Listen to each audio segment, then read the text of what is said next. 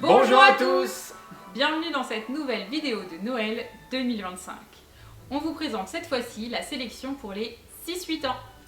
Et on commence tout de suite avec le premier jeu. Il s'agit de Les Éclair-Tout. C'est un jeu de Lorenzo Silva et Jalmar H, illustré par Giulia Gigini. C'est un jeu à partir de 6 ans, de 1 à 5 joueurs, pour une durée de 15 minutes. Dans Les Éclair-Tout, chaque joueur va recevoir un plateau avec une feuille transparente sous laquelle on va pouvoir insérer une lampe de poche. Ainsi, nous allons observer les différentes scènes que nous avons. Particularité, chaque joueur a des scènes différentes. Cependant, tout le monde doit chercher la même chose. Ici, une tentacule de poulpe. Durant le temps du sablier, chaque joueur va donc partir en exploration. Et lorsqu'il en trouve une, il peut l'ajouter. Lorsque le sablier se termine, chaque joueur va prendre la petite roue pour indiquer et estimer le nombre de tentacules de poulpe qu'il a trouvé. Lorsque chacun a fait son choix, on le révèle et on va regarder combien il y a d'étoiles. La réponse se trouve toujours au dos pour tout le monde. Ici, il y en avait 9.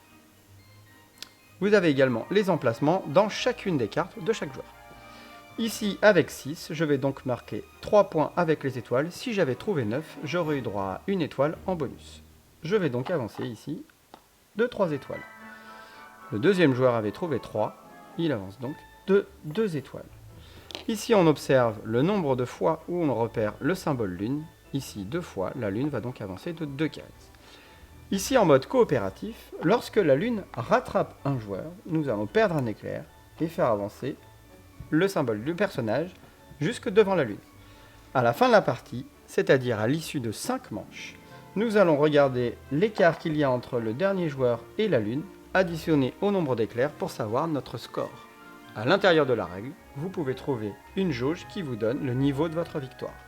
Nous pouvons aussi jouer en mode compétitif. Dans ce cas, on retire la lune et c'est simplement le joueur qui sera le plus avancé sur la piste de score à l'issue des 5 manches qui l'emporte. Donc voilà pour Les Éclair-Tout.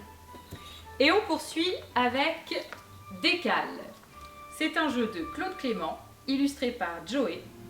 C'est un jeu à partir de 7 ans, de 2 à 6 joueurs, et les parties durent 15 minutes. Le but du jeu dans Décale, c'est de marquer le moins de points possible.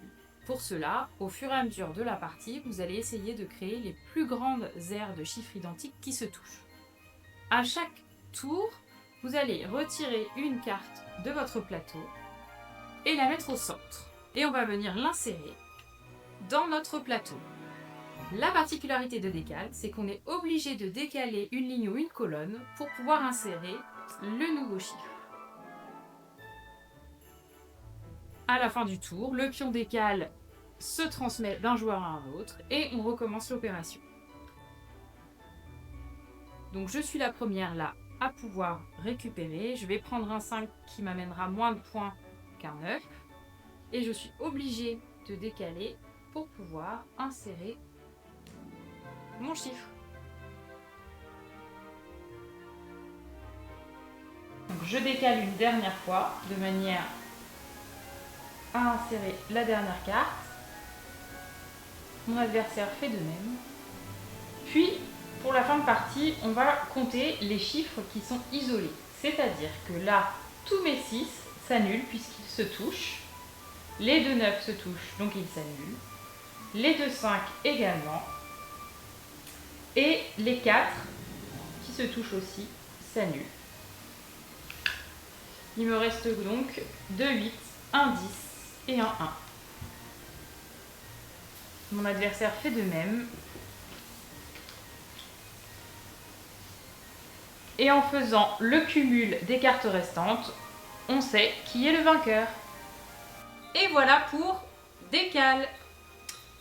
Et le troisième jeu de la sélection, il s'agit de Pirate and Dice.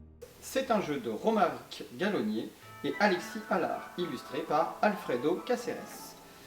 C'est un jeu à partir de 7 ans, de 2 à 6 joueurs, pour une durée de 15 minutes. Dans Pirate and Dice, chaque joueur va recevoir une carte capitaine ainsi qu'une carte bateau recto verso. Le but du jeu est de récupérer 20 pièces pour remporter la partie. Pour cela, à chaque fois, je vais essayer de réaliser le défi qui m'est proposé ici de réaliser la combinaison avec les 5 dés.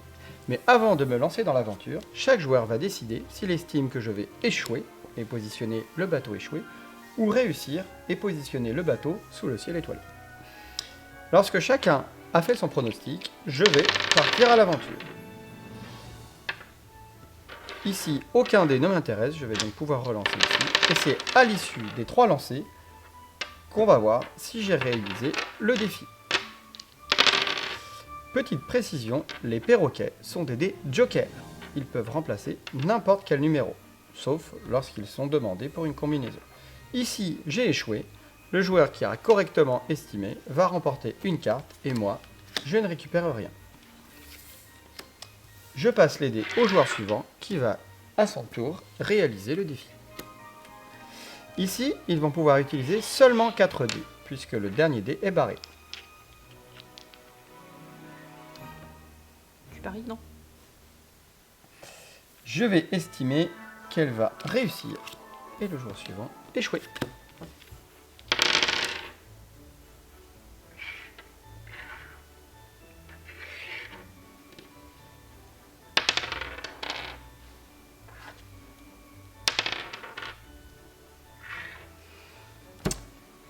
Le joueur ici n'a pas réussi son défi, c'est donc celui-ci qui remporte une carte.